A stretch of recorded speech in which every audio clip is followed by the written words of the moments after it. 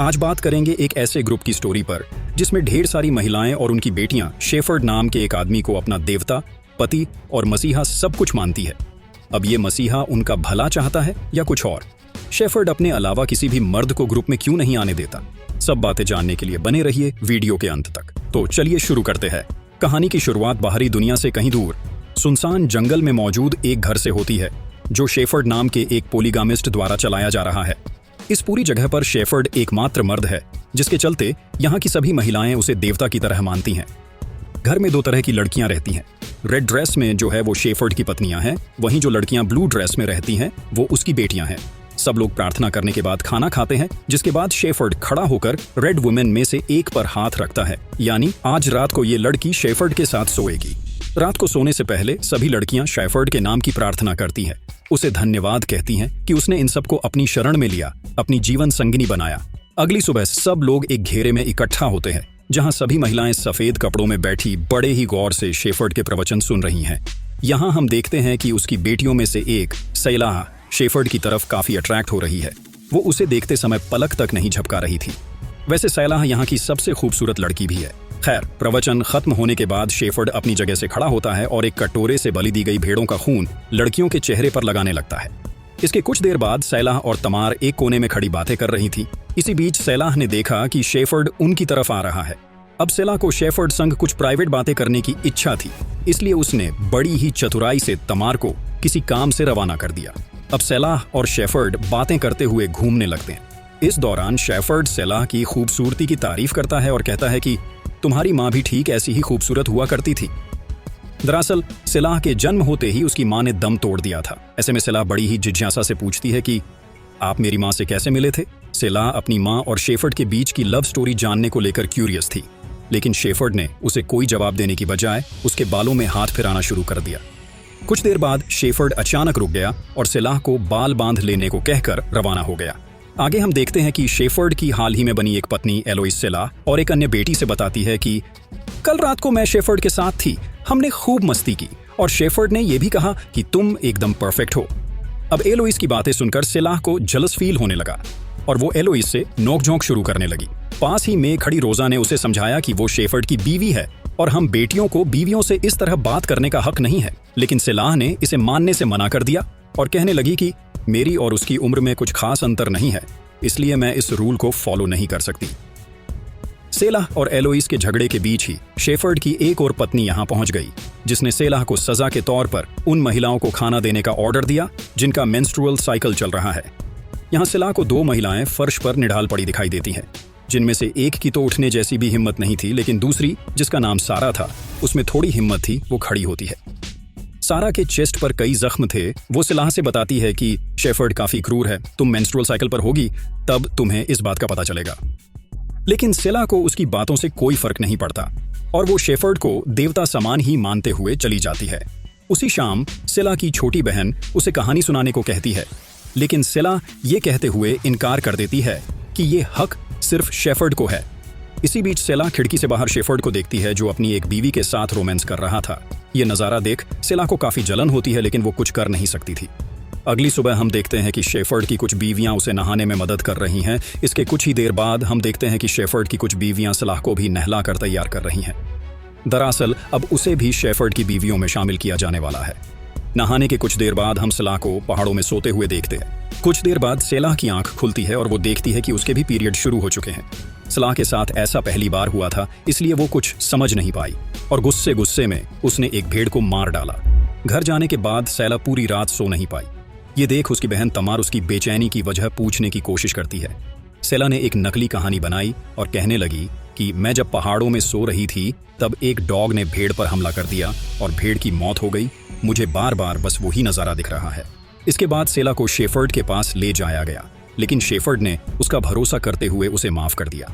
अगली रात को खिड़की में सैलाह देखती है कि शेफर्ड एक पुलिस ऑफिसर से बात कर रहा है। उसने सुना कि पुलिस ऑफिसर शेफर्ड को जल्द से जल्द इस जगह को खाली करने की धमकी देकर गया है, वरना वो कोई कानूनी कार्यवाही करेगा। अगली सुबह शेफर्ड सब महिलाओं को ये बैड न्यूज़ सुनाता है और कहता है कि हमें इस जगह को जल्द से जल्द खाली करके नई जगह ढूंढनी होगी, वरना बाहरी दुनिया हमें जीने नहीं देगी। अब शेफर्ड के इस फैसले पर बाकी सब महिलाएं और लड़कियां तो खुश थीं, लेकिन सेलाह इस पर दुखी थी क्योंकि उसे इस जगह से लगाव था, वो यहीं रहना चाहती थी। ऐसे में शेफर्ड उसके पास आया और उसे पुचकारने लगा कि तुम्हें हम सबके लिए चलना ही होगा।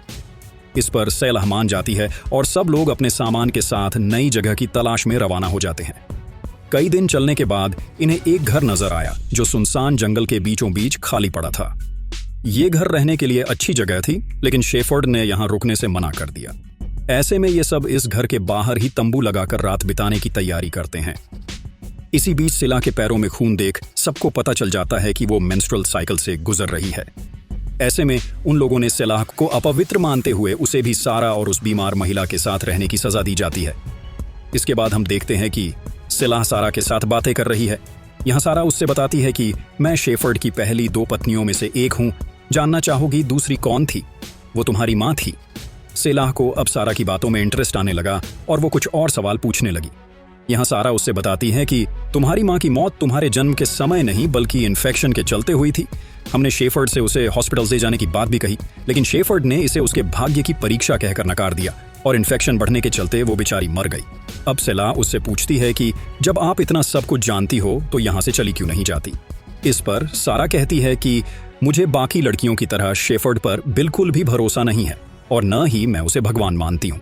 मैं बस इसलिए यहाँ हूँ क्योंकि मुझे मेरे अकेलेपन से डर लगता है। इस उम्र में अब मैं किसके पास जाऊंगी? बस यही सब सोचकर मैं यहाँ हूँ। ये सच जानकर सेलाह स्तब्ध थी। अगले दिन ग्रुप एक सड़क किनारे से गुजरता है जहां सेलाह को एक कार दिखाई देती है। सेलाह इस कार में खुद को साधारण बच्चों की तरह स्कूल जाते हुए इमेजिन करती है और उसकी आंखों से आंसू निकल आते हैं। कुछ देर बाद मुश्किल चढ़ाई के दौरान प्रेग्नेंट एलोइस को लेबर पेन शुरू हो जाता है। एलोइस दर्द से तड़प रही थी। ग्रुप की लड़कियों और महिलाओं ने उसकी मदद की, जिसके चलते एलोइस ने एक बेटे को जन्म दिया, लेकिन अपनी जान से हाथ धो बैठी। अब शेफर्ड ने उसके फ्यूनरल का बंदोबस्त किया। इसी बीच सारा ने शेफर्ड को लताड़ना शुरू कर दिया। एलोइस का फ्यूनरल करने के बाद सब लोग आगे बढ़ने लगे, लेकिन सारा वहीं रुकी हुई थी। सेलाह ने उससे पूछा कि तुम्हें क्या हुआ, तुम रवाना नहीं हुई? इस पर सारा बताती है कि शेफर्ड एलोइस के बच्चे को यहीं छोड़कर जाना चाहता है, जिस पर सेलाह कहती है कि ये बच्चा नॉर्मल नहीं है, हम उसे ले जाकर करेंगे भी क्या? इस पर सारा कहती है कि सब झूठ है, बच्चा एकदम नॉर्मल है। शेफर्ड उसे सिर्फ इसलिए साथ नहीं ले जाना चाहता क्योंकि ये एक लड़का है और ग्रुप में एक से ज्यादा लड़के हुए तो शेफर्ड का क्या होगा? ऐसे में सारा अब एलोइस के बच्चे के लिए खुद भी ग्रुप से बाहर निकलना चाहती है। इसके बाद सारा ग्रुप छोड़कर रवाना हो जाती है और सेलाह ग्रुप के साथ निकल पड़ती है। आगे हम देखते हैं कि इतनी लंबी दूरी पैदल चलने के बाद ग्रुप में हर कोई थक चुका है। ऐसे में सभी लोग एक जगह रुककर थोड़ा आराम करने का विचार बनाते हैं। यहाँ तमार एक लोकेशन पर उंगली करती है और कहती है कि वो रही वो जगह जिसकी हमें तलाश है। लेकिन तमार की इस हरकत से शेफर्ड भड़क गया और उसने तमार की पिटाई कर दी। उसका मानना था कि ग्रुप में उसके अलावा कोई भी लीडर नहीं बन सकता। शेफर्ड ने तमार की बुरी तरह पिटाई की तो सेलाह के मन में भी उसके प्रति नफरत पैदा होने लगी। अब सेलाह को सारा की बताई बातों पर थोड़ा थोड़ा यकीन होने लगा। इसके बाद कुछ दूर चलने पर शेफर्ड ऐलान करता है कि सामने मौजूद घाटी में हमारा अगला घर होने वाला है। ये सुनकर सभी लोग खुश हो जाते हैं। यहाँ शेफर्ड ने एक एक करके सबको डुबकियां लगवाई, शुद्ध किया और सब सोने चले गए। रात को शेफर्ड ने सेलाह को अपने कैंप में बुलाया और सोने के लिए कहा। इसके बाद शेफर्ड ने उसे असॉल्ट करना शुरू किया और अपनी भूख मिटाने के बाद छोड़कर चला गया। सेलाह इस घटना से बुरी तरह सदमे में डूब गई और अपनी इमेजिनेशन में देखने लगी कि उसने ग्रुप की अन्य लड़कियों के साथ मिलकर शेफर्ड को मार डाला है। अगली सुबह जब सब बेटियां उठीं तो उन्होंने पाया कि उनकी सभी माएं गायब है। सब लड़कियां उन्हें ढूंढने के लिए निकल पड़ी और तालाब किनारे पहुंची, जहां उन्होंने अपने माओं के कपड़े और पास ही में बैठे शेफर्ड को देखा। जब उन्होंने शेफर्ड से अपनी मानों के बारे में पूछा तो जनाब ने बताया कि अब उन्होंने नए शरीर ले लिए हैं और ये सब मैंने तुम सबके लिए किया है। अब से आप सभी अपनी माओं का काम करोगी, यानी अब से तुम लोग ही मेरी पत्नियां हो। इसके बाद शेफर्ड ने सेला से कहा कि बधाई हो, तुम मेरी सबसे प्रिय पत्नी बनने वाली हो। लेकिन इस बार सेलाह का गुस्सा फूट गया और वो कहने लगी कि मैं तुम्हें कोई देवता नहीं मानती और ना ही मुझे तुम्हारी दया की जरूरत है। ये सुनकर शेफर्ड गुस्सा हो गया और उसने सेलाह को एक थप्पड़ जड़ दिया। लेकिन सेलाह उससे भी ज्यादा गुस्से में थी। उसने भी शेफर्ड को एक जोरदार चांटा जड़ दिया। अब सीन शिफ्ट होता है और हम देखते हैं कि जंगल में लेक किनारे पुलिस को शेफर्ड की पत्नियों की लाशें दिखाई देती है। पड़ताल करने जब पुलिस वाले आगे बढ़े तो उन्हें शेफर्ड की भी बॉडी मिली, जिसे पेड़ से बांधकर सर में भेड़ के सींग लगा दिए गए थे। मतलब ये हुआ कि ग्रुप की सभी बेटियों ने मिलकर हिम्मत दिखाई और शेफर्ड को खत्म कर उससे अपनी आजादी छीन ली और अपनी माओं का बदला भी ले लिया।